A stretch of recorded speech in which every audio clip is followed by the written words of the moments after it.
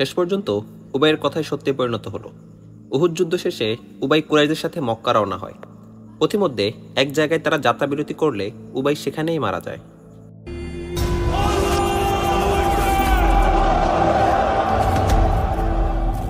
স্মৃতি কথা বলে। 4 বছর পূর্বের ঘটনা গতকালকের ঘটনার মতো খালিদের স্মরণ হতে থাকে। তার ধারণা ছিল কুরাইশরা আজ মুসলমানদের পিষেই ফেলবে, কিন্তু মুসলমানরা যেভাবে জীবন বাজি রেখে প্রতিরোধ গড়ে তোলে তাতে তিনি নিজেই কেঁপে ওঠেন। পদাতিক মুসলমানদের দেখে কুরাইশদের অশ্বগুলো যেন ভয় পাচ্ছিল। পরিস্থিতির অবনতি ঘটতে থাকলে খালিদ নিজের ঘরে পদাঘাত করে রক্তক্ষয়ী সংঘর্ষের মধ্যেও আবু সুফিয়ানকে তালাশ করে তার কাছে পৌঁছে যান। আমরা কি মুসলমানদেরকে চূড়ান্তভাবে পরাস্ত করার যোগ্যতা রাখি না? খালিদ আবু সুফিয়ানকে বলেন, কুরাইশদের মায়েদের দুধ কি খাঁটি ছিল না যে তারা এই কয়েকজন মুসলমানদের ভয়ে ভীত হচ্ছে? আবু সুফিয়ান বলে, শোনো খালিদ, মুসলমানদের সাথে মুহাম্মদ যতক্ষণ থাকবে আর তারা জীবিত থাকবে, দেহের শেষ রক্তবিন্দু থাকা পর্যন্ত তারা পরাজিত হবে না। তবে এই দায়িত্ব কেন আমার উপর অর্পণ করছো না? খালিদ বললেন। আবু সুফিয়ান বলে, কখনো নয়। তুমি তোমার সৈন্যদের কাছে ফিরে যাও। তোমার নেতৃত্ব ছাড়া তারা বিক্ষিপ্ত হয়ে যেতে পারে। মুহাম্মদ আর তার সাথীদের উপর আক্রমণ করার জন্য পদাতিক বাহিনী আমি পাঠাচ্ছি। আজ মদিনার উদ্দেশ্যে যাত্রাকালে তার সেদিনের পুরাতন অনুশোচনার কথা মনে পড়ে যে আবু সুফিয়ান তার একটি বড় আশায় ঘুরে বালি দিয়েছিল। রাসূল আকরাম সাল্লাল্লাহু আলাইহি ওয়াসাল্লামকে হত্যা করাকে তিনি নিজের প্রধান কর্তব্য বলে মনে করতেন। রাসূল সাল্লাল্লাহু আলাইহি ওয়াসাল্লামকে হত্যা করে শীর্ষ দেবতা হুবল এবং উজ্জার সন্তুষ্টি লাভ করা ছিল তার ইচ্ছা। তবুও রণাঙ্গনে অধিনায়কের আদেশ চিরধার্য মনে করে তিনি নিজ বাহিনীর নিকট চলে যান। তার দৃঢ় বিশ্বাস ছিল যে এখন রাসূল সাল্লাল্লাহু আলাইহি ওয়াসাল্লামের সাথে মাত্র কয়েকজন সাহাবী রয়েছেন। অতএব এই অবস্থায় তাকে হত্যা করা মোটেও কঠিন হবে না, আর তাকে হত্যা করতে পারলে মুসলমানরা কোনোদিন উঠে দাঁড়াতে পারবে না। রণাঙ্গনের দৃশ্য তার ভালোভাবেই মনে ছিল। তিনি একটি উঁচু জায়গায় দাঁড়িয়ে রণাঙ্গনের দিকে চাইলে বহুদূর পর্যন্ত উহুদ ভূমি রক্তের গাঢ় আস্তরণে আবৃত থাকতে দেখেন। ভূভাগকে যেন কেউ লাল কার্পেট বিছিয়ে দিয়েছিল। কোথাও গোরা আহত হয়ে ছটপট করছিল, আবার কোথাও রত্নস্নাত আহত সৈন্য কাতরাচ্ছিল। আহতদের উদ্ধার করার মানসিকতা এ মুহূর্তে কারো ছিল না। একসময় তিনি দেখতে পান যে কুরাইশ পদাতিক সৈন্যরা রাসূল সাল্লাল্লাহু আলাইহি ওয়াসাল্লামের কাছাকাছি পৌঁছে গেছে। তারা প্রচণ্ড আক্রমণ করে সাহাবাই কেরামের বৃত্ত ভেঙে ফেলেছে। উতবা ইবনে আবি ওয়াক্কাস, আবদুল্লাহ ইবনে শিহাব এবং ইবনে কুমুয়া এ 3 নরাধম রাসূল সাল্লাল্লাহু আলাইহি ওয়াসাল্লামকে লক্ষ্য করে পাথর বর্ষণ শুরু করে। আশ্চর্যের ব্যাপার হলো, এক ভাই উতবা তার প্রাণনাশে লিপ্ত, অপর সহোদর ভাই সাদ বিন আবি ওয়াক্কাস রাদিয়াল্লাহু আনহু ঠিক তারই প্রাণ রক্ষার্থে নিবেদিত। এ সময় নবীজি সাল্লাল্লাহু আলাইহি ওয়াসাল্লামের সাথে অবস্থানরত সাহাবাই কেরামগণ না থাকার মতোই ছিল।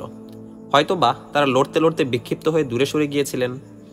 উতবার নিক্ষিপ্ত একটি পাথরে নবী করিম সাল্লাল্লাহু আলাইহি ওয়াসাল্লামের নিচের দন্তপাটির 2টি দাঁত শহীদ হয়, নিচের ঠোঁটও কেটে যায়।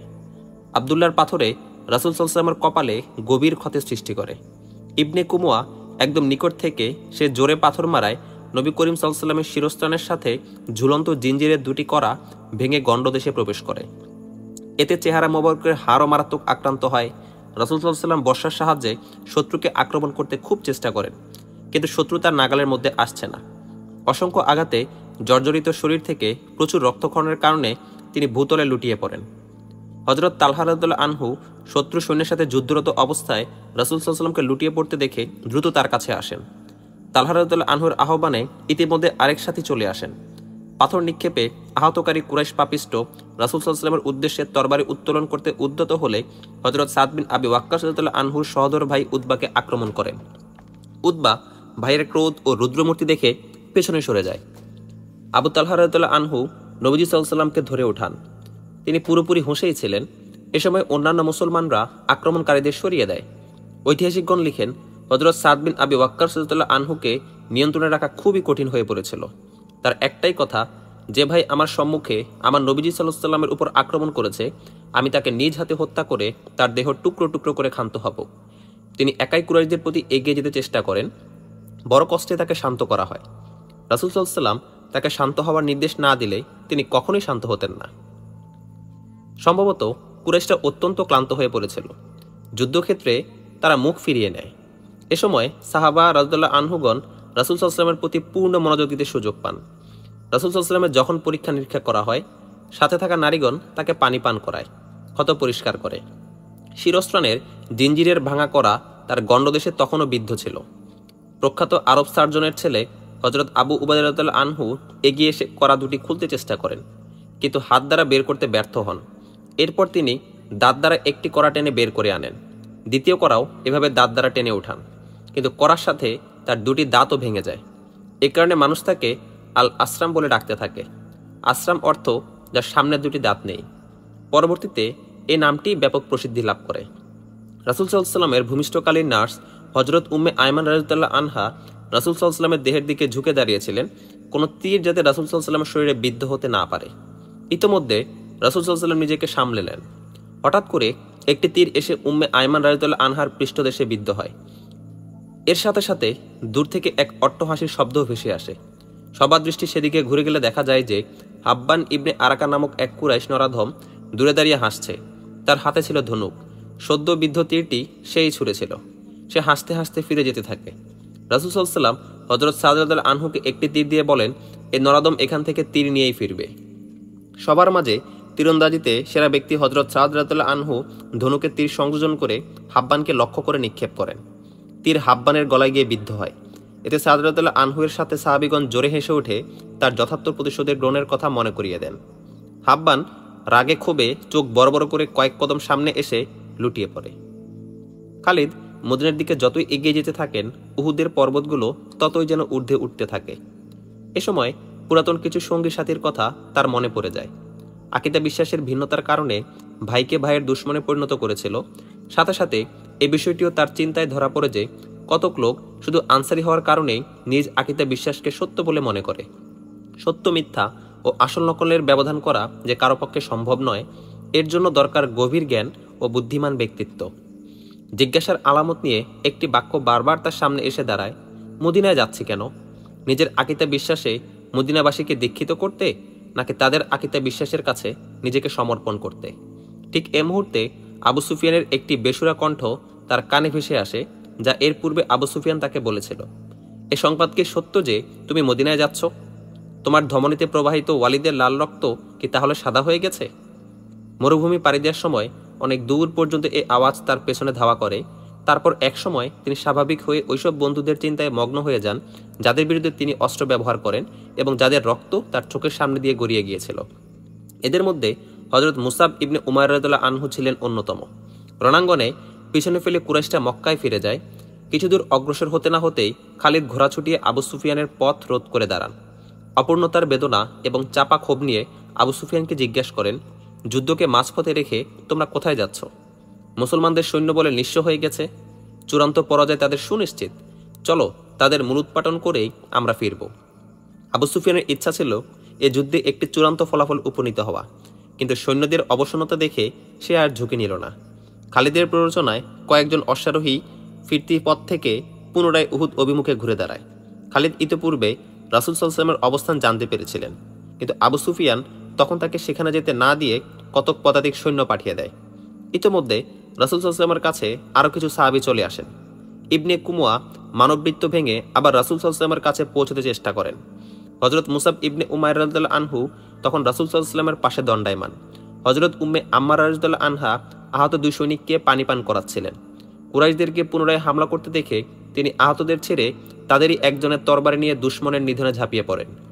দুশমনরা অশ্বারোহী থাকায় তার পক্ষে সরাসরি শত্রুকে ঘায়েল করা সম্ভব ছিল না। সেজন্য তিনি তীব্র বেগে তলোয়ার চালান শত্রু বহনকারী অশ্বকে লক্ষ্য করে। এতে অশ্বটি যেমন লুটিয়ে পড়ে, তেমনি আরও সৈন্য পাশে ছিটকে পড়ে। আরোহী ছিটকে পড়তেই হযরত উম্মে আম্মারা রাদিয়াল্লাহু আনহা ঘোড়া ডিঙে গিয়ে তাকে আক্রমণ করেন। এতে সে মারাত্মক আহত হয়ে দৌড়ে পালায়। গঠনশৈলী এবং চেহারার দিক দিয়ে রাসূল সাল্লাল্লাহু আলাইহি ওয়াসাল্লামের সাথে হযরত মুসাব রাদিয়াল্লাহু আনহুর বেশ মিল ছিল। ইবনে কুমুয়া হযরত মুসাব রাদিয়াল্লাহু আনহুকে রাসূল সাল্লাল্লাহু আলাইহি ওয়াসাল্লাম মনে করে তার উপর হামলা চালায়। তিনি প্রস্তুত ছিলেন, বীর বিক্রমে তার মোকাবেলা করেন। কিছুক্ষণ উভয়ের মধ্যে অস্ত্রের তীব্র প্রতিযোগিতা চলে। একসময় ইবনে কুমুয়ার তলোয়ার হযরত মুসাব রাদিয়াল্লাহু আনহুকে মারাত্মক আঘাত করলে তিনি ভূতলে লুটিয়ে পড়ে শহীদ হয়ে যান। হযরত উম্মে আম্মারা রাদিয়াল্লাহু আনহা হযরত মুসাব রাদিয়াল্লাহু আনহুকে ঢলে পড়তে দেখে তিনি ভীষণ ক্রুদ্ধ হয়ে ইবনে কুমুয়ার উপর হামলা করেন, কিন্তু তার হামলা সফল হয়নি। কারণ ইবনে কুমুয়া বর্ম পরিহিত ছিল আর হামলাকারিণী ছিল এক মহিলা। পাল্টা প্রতিশোধ নিতে ইবনে কুমুয়া ইবনে আম্মারা রাদিয়াল্লাহুর কাঁধে আঘাত করে। এতে তিনি মারাত্মক আহত হয়ে পড়েন। এ সময় রাসূল সাল্লাল্লাহু আলাইহি ওয়াসাল্লাম কাছেই ছিলেন। তিনি ইবনে কুমার দিকে এগিয়ে যান, কিন্তু সে প্রান্ত বদল করে খোদ রাসূল সাল্লাল্লাহু আলাইহি ওয়াসাল্লামের উপরে আঘাত করে বসে, যা তার শিরস্ত্রাণে গিয়ে চোট লাগে। শিরস্ত্রাণ পিচ্ছিল থাকায় তরবারি সেখান থেকে স্কন্দের উপর গড়িয়ে পড়ে। রাসূল সাল্লাল্লাহু আলাইহি ওয়াসাল্লাম এর ঠিক পশ্চাতে একটি গর্ত ছিল। কঠিন আঘাতে পিছনে সরে গেলে তিনি উক্ত গর্তে পড়ে যান। ইবনে কুময়া সেখান থেকে ফিরে এসে চিৎকার করতে করতে বলতে থাকে, আমি মুহাম্মদকে হত্যা করেছি। সে রণাঙ্গনে ঘুরে ফিরে চিৎকার করে এ কথাই বলতে থাকে। তার এই গগনবিদারী আওয়াজ মুসলমানরা শুনতে পান, কুরাইশদেরও কানে পৌঁছে। কুরাইশরা এ খবর অত্যন্ত আনন্দিত হয়, কিন্তু বিরাট সর্বনাশ মুসলমানদেরই হয়। এই সংবাদে তাদের মধ্যে বিনামেকে বজ্রপাতের সৃষ্টি হয়। তারা মনোবল হারিয়ে পাহাড়ের দিকে চলে যেতে থাকে। নবীপ্রেমিক মুজাহিদ বাহিনী পলায়নপর মুজাহিদদের কর্ণে একটি আওয়াজ গুঞ্জরিত হয়, নবী বেঁচে না থাকলে যে জীবন বাঁচাতে আমরা পালাচ্ছি তার প্রতি অভিসম্পাত হোক। তোমরা কেমন নবীপ্রেমিক যে তার শাহাদাতের সাথে সাথেই মৃত্যু ভয়ে পালাচ্ছ? থমকে দাঁড়ায় মুসলমানরা। এই আহ্বান তাদেরকে জ্বলন্ত আগুনে পরিণত করে। তারা পদাতিক হওয়া সত্ত্বেও কুরাইশ অশ্বারোহী বাহিনীর উপর ঝাঁপিয়ে পড়ে। আর সে বাহিনী ছিল খালিদ ও ইকরামার দুর্ধর্ষ বাহিনী। খালিদের আজ একের পর এক মনে পড়ছিল পিছনের স্মৃতি। সেদিন তার হাতে অসংখ্য মুসলমান মারাত্মক আহত নিহত হয়েছিল। তাদের মধ্যে হযরত রেফা রাদিয়াল্লাহু আনহু ছিল। সেদিনের কথা স্মরণ হতেই তার অন্তরে এক ধরনের বেদনা অনুভূত হয়।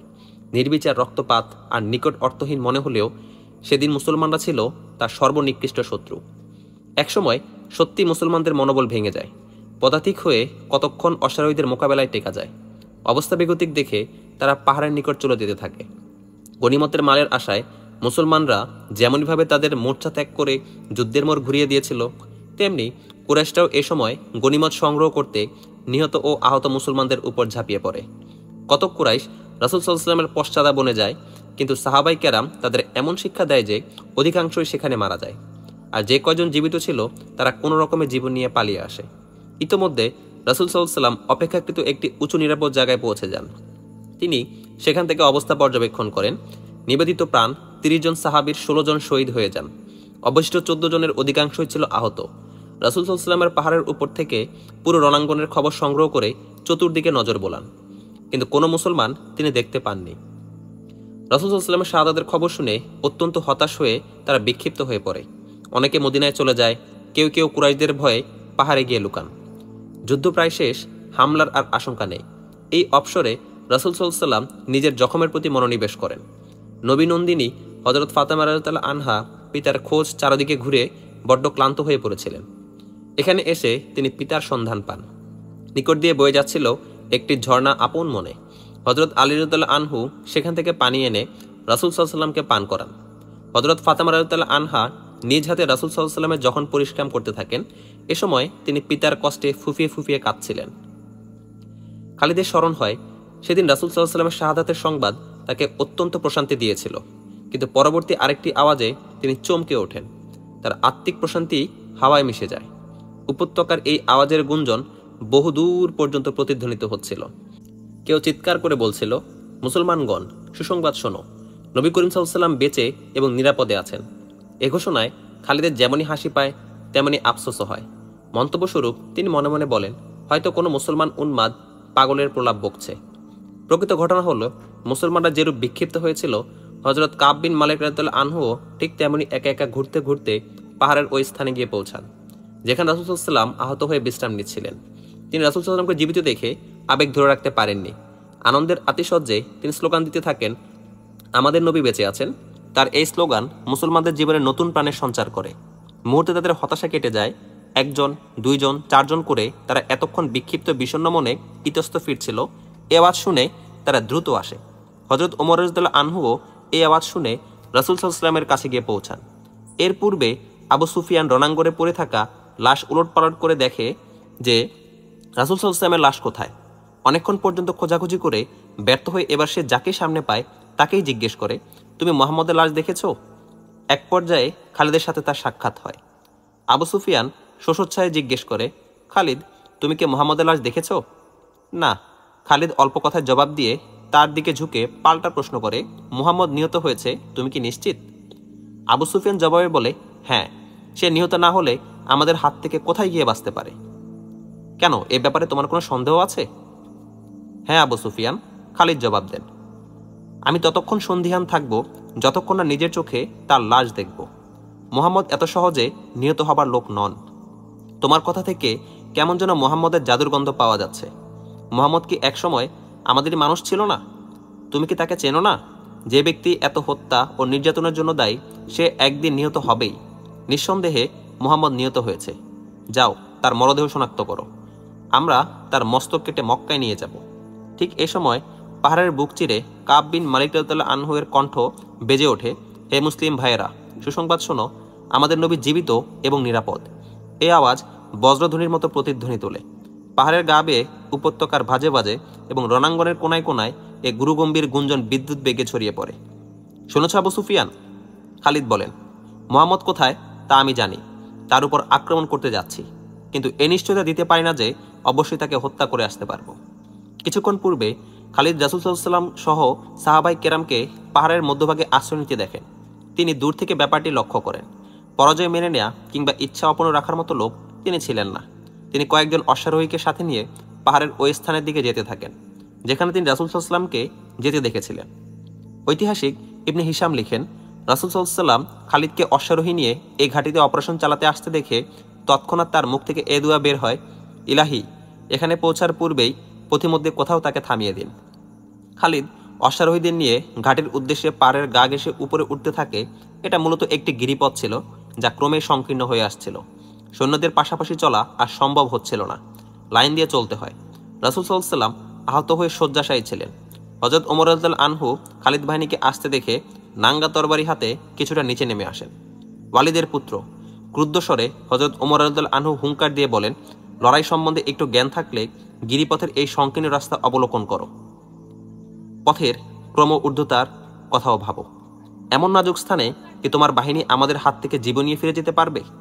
যুদ্ধের ব্যাপারে খালিদ ছিলেন খুবই অভিজ্ঞ। তিনি হযরত ওমর রাদিয়াল্লাহু আনহু এর কথায় সংকীর্ণ গিরিপথটি আরেকবার তীক্ষ্ণভাবে পর্যবেক্ষণ করেন। অশ্বকে ইচ্ছামতো ঘুরিয়ে যুদ্ধ করার জন্য জায়গাটি মোটেও উপযুক্ত ছিল না, বরং অত্যন্ত বিপদসংকুল ছিল। বিচক্ষণতার বিচারে অবস্থা অনুকূলে না থাকায় তিনি অশ্ব ঘুরিয়ে সৈন্যদের নিয়ে নিচে চলে আসেন। যুদ্ধ শেষ। কুরাইশরা এই দৃষ্টিকোণ থেকে নিজেদের প্রাধান্য দাবি করতে পারে যে তারা মুসলমানদের প্রচুর ক্ষতি করেছে, কিন্তু চূড়ান্ত বিজয়ে তারা দাবি করতে পারে না, কারণ এক প্রকার অমীমাংসিতভাবেই যুদ্ধের পরিসমাপ্তি ঘটে। না, সেদিন আমাদেরই পরাজয়। খালিদের মনের ভিতর থেকেই একটি আওয়াজ ওঠে, মুসলমানরা মাত্র 700 আর আমরা ছিলাম 3000। তাদের মাত্র 2টি ঘোড়া আর আমাদের ঘোড়া ছিল 200। মুহাম্মদকে হত্যা করতে পারলে তবেই আমাদের চূড়ান্ত বিজয় হতো। খালিদ নিজের মধ্যে এক প্রকার কম্পন অনুভব করে। তার এমন অবস্থা সৃষ্টি হয় যে তিনি দাঁতে দাঁত ঘষতে থাকেন। যুদ্ধের শেষ দৃশ্যগুলো তার কল্পনায় এক একটা করে পাখা মেলে আর তার চোখের সামনে উঠতে থাকে। তিনি এই ভয়ঙ্কর দৃশ্য স্মৃতি থেকে মুছে ফেলতে মাথা ঝাঁকি দেন, কিন্তু স্মৃতিগুলো মাছির ন্যায় তার মাথায় ভনভন করে ঘুরতে থাকে। তিনি এভেবেও মনে মনে লজ্জা অনুভব করেন যে একজন যোদ্ধার জন্য এমনটি শোভা পায় না। অতীতের স্মৃতি যোদ্ধাকে কখনো তাড়িয়ে ফেরে না। হযরত ওমর রাদিয়াল্লাহু আনহু এর সতর্ক ভিত্তিতে গিরিপথ থেকে ফেরার সময় খালিদের চোখ দ্রুত একবার রণক্ষেত্রে ঘুরে আসে। বিক্ষিপ্ত আর ছিন্নভিন্ন লাশে তার চোখ দুটি ভরে ওঠে। এদের মধ্যে অচেতন সৈন্যের সংখ্যাও কম ছিল না, কিন্তু লাশের সৎকার ও আহতদের উদ্ধার করার কোনো উদ্যোগ কোনো পক্ষ থেকে লক্ষ্য করা যায়নি।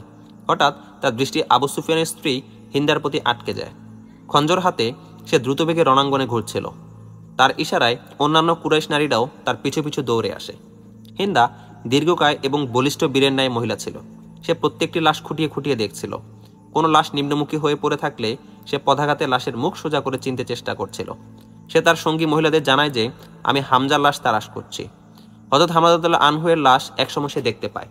লাশ শনাক্ত করা মাত্রই সে তার উপর হায়নার মতো ঝাঁপিয়ে পড়ে, এলোপাতারি কুপিয়ে টুকরো টুকরো করে, কয়েকটি অঙ্গ কেটে দূরে নিক্ষেপ করে। কাছে দাঁড়ানো মহিলাদের দিকে একবার চোখ বুলায়। দাঁড়িয়ে কি দেখছো?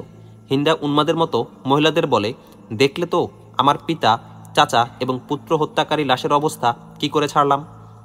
তোমরাও যাও, মুসলমানদের প্রত্যেকটি লাশের অবস্থা অনুরূপ করো এবং সকলের নাক কান কেটে নিয়ে আসো।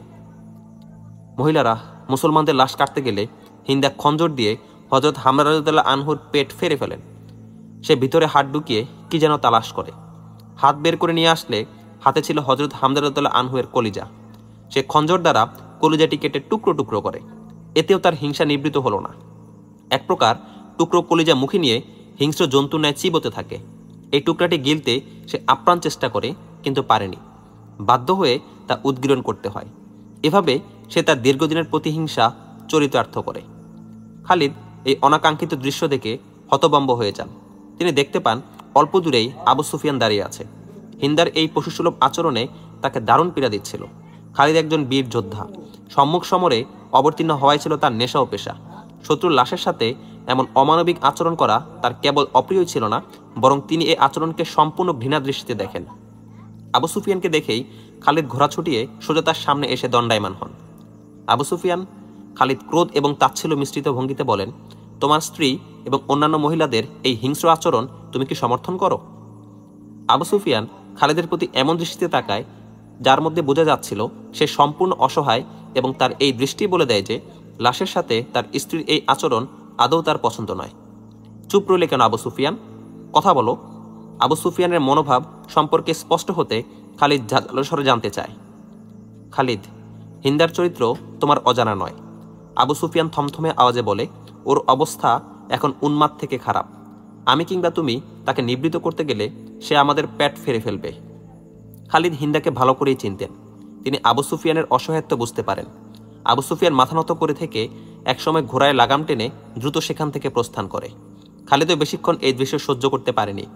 হিন্দা হযরত হামজা রাদিয়াল্লাহু আনহুর কলিজা চিবিয়ে পড়ে যখন উদ্গীরণ করে দেয়, তখন পিছনে কারো পদধ্বনি শুনে ফিরে তাকায়। তার পেছনে ওয়াসি দাঁড়িয়েছিল, তার হাতে আফ্রিকি বর্ষা। এই বর্ষার আঘাতেই সে হযরত হামজা রাদিয়াল্লাহু আনহুকে কাপুরুষিতভাবে হত্যা করে। ইবনে হরব, এখানে কি করছো? হিন্দার নির্দেশের সুরে তাকে বলে, যাও অন্যান্য মুসলমানদের লাশও এভাবে টুকরো টুকরো করো। ওয়াসি মুখে খুবই কম কথা বলতো। সে তার বেশিরভাগ প্রয়োজন ইশারায় পূরণ করত। সে হিন্দার নির্দেশ পালনের পরিবর্তে স্বীয় হস্ত হিন্দার সম্মুখে বাড়িয়ে দেয়। ওয়াসির দৃষ্টি ছিল হিন্দার গলায় শোভিত স্বর্ণালঙ্কের প্রতি। এতেই পূর্ব প্রতিশ্রুতির কথা হিন্দার মনে পড়ে যায়। সে যুদ্ধের শুরুতে ওয়াসির সাথে এ ব্যাপারে ওয়াদাবদ্ধ হয় যে, তুমি আমার পিতা, চাচা ও পুত্রের নিধনকারীকে হত্যা করতে পারলে আমার সকল অলঙ্কার তোমার হবে। এখন ওয়াসি সেই পূর্ব ঘোষিত পুরস্কার নিতে এলো। তার আগমনের কারণ বুঝতে পেরে হিন্দা তার দেয়া প্রতিশ্রুতি অনুযায়ী তার গায়ের সমস্ত অলঙ্কার খুলে ওয়াসির প্রতি প্রসারিত করে তুলে দেয়। মূল্যবান পুরস্কার পেয়ে ওয়াসি মুচকি হেসে চলে যায়। হিন্দার বিবেক বুদ্ধি এ সময় বিজয় এবং প্রতিশোধ স্পৃহায় আচ্ছন্ন ছিল। হিন্দার জবাব বেগে ওয়াসিকে ডাক দেয়, দাঁড়াও ইবনে হরব। সে নিকটে এলে হিন্দা বলে, আমি তোমাকে একথা দিয়েছিলাম যে আমার অন্তর শান্ত করতে পারলে আমার যাবতীয় অলঙ্কার তোমাকে দিয়ে দিব, কিন্তু তুমি এর চেয়েও বেশি পুরস্কারের যোগ্য।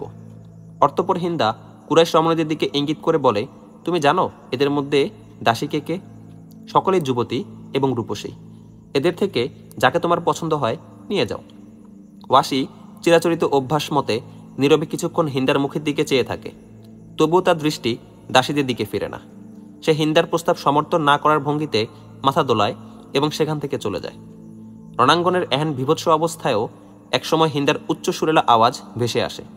ঐতিহাসিক ইবনে হিশামের বর্ণনা মতে হিন্দার সুরেলা কণ্ঠ যে গানের আওয়াজ তুলছিল তার কিছু কথা ছিল এমন, বদর প্রশ্নে এখন আমরা সমান অবস্থানে এসে দাঁড়িয়েছি। এক ভয়ানক যুদ্ধের প্রতিশোধ আরেক ভয়ানক যুদ্ধের মাধ্যমে নিয়েছি। উদ্বার বেদনা আমার সহ্যের বাহিরে ছিল। সে আমার পিতা ছিল। চাচার ব্যথায় আমি মুহ্যমান, পুত্রের শোকে আমি উন্মাদ। এখন আমার অশান্ত মন শান্ত, তপ্ত হৃদয় শীতল। আমি আজীবন ওয়াসির প্রতি কৃতজ্ঞ, আমার হাড্ডিগুলো কবরের মাটির সাথে মিশে একাকার না হওয়া অবধি। আবু সুফিয়ান তার স্ত্রীর পশুসুলভ আচরণ ও দৃশ্য সহ্য করতে পারে না। সে প্রথম দর্শনেই মুখ ফিরিয়ে অন্যত্র চলে যায়। আবু সুফিয়ান একসময় তার দুই সাথীকে বলে, তার বিশ্বাস হচ্ছে না যে মুহাম্মদ এখনও বেঁচে আছে। খালিদ হয়তো বা দূর থেকেই অন্য কাউকে দেখে মনে করেছে যে সে মুহাম্মদ। একজন আবু সুফিয়ানকে বলে, আমি সচক্ষে দেখে আসব। এই কথা বলে আবু সুফিয়ান ওই গিরিপথের দিকে যেতে থাকে, যার কাছ থেকে খালিদ অশ্বারোহীদের ফিরিয়ে এনেছিলেন। সে খারাপ পাহাড়ের গা বেয়ে উঠতে উঠতে ওই স্থানে গিয়ে দাঁড়ায়।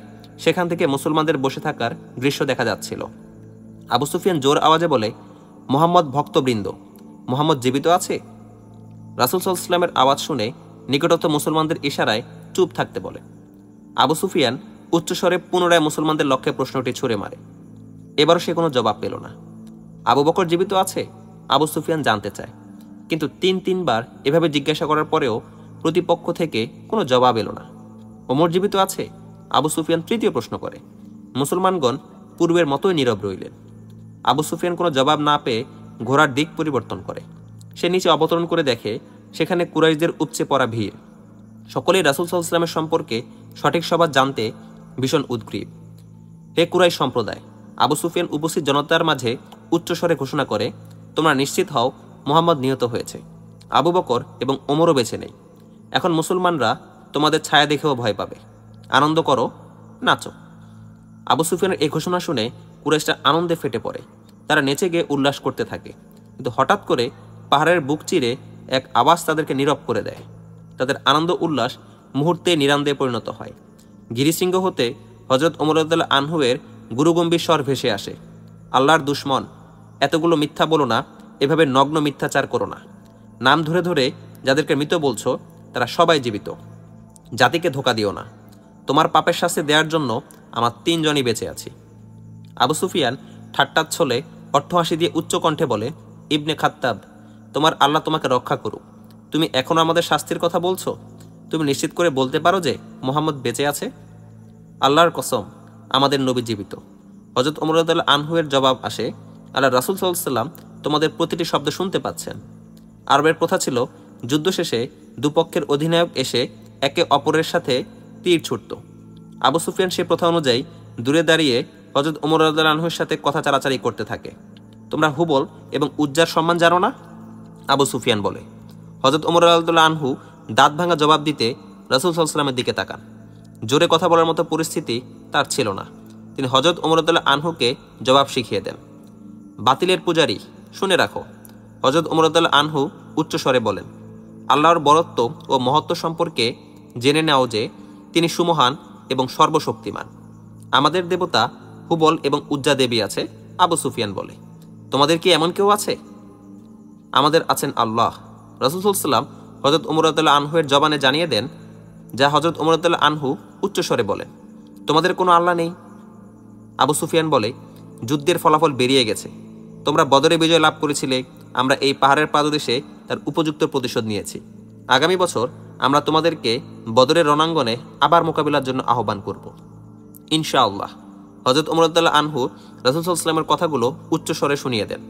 তোমাদের সাথে আমাদের পরবর্তী সাক্ষাৎ বদর প্রান্তরেই হবে। আবু সুফিয়ান সেখানে আর বিলম্ব করেনি। ঘোড়ার মুখ ফিরিয়ে দ্রুত গতিতে চলতে শুরু করেন, কিন্তু 2 কদম গিয়ে আবার থমকে দাঁড়ায়। ওমর, আবু বকর এবং মুহাম্মদ। আবু সুফিয়ান একটু ক্ষীণ আওয়াজে বলে, মৃতদেহ উদ্ধার করতে গেলে কিছু লাশ বিকৃত পাবে। আল্লাহর কসম করে বলছি, লাশ বিকৃত করতে আমি কাউকে আদেশ দেইনি, আর এমন আচরণ আমি পছন্দ করি না। তারপরেও এর জন্য আমাকে দায়ী করা হলে কিংবা এর জন্য আমাকে অভিযুক্ত করা হলে সেটা আমার অপমানই হবে।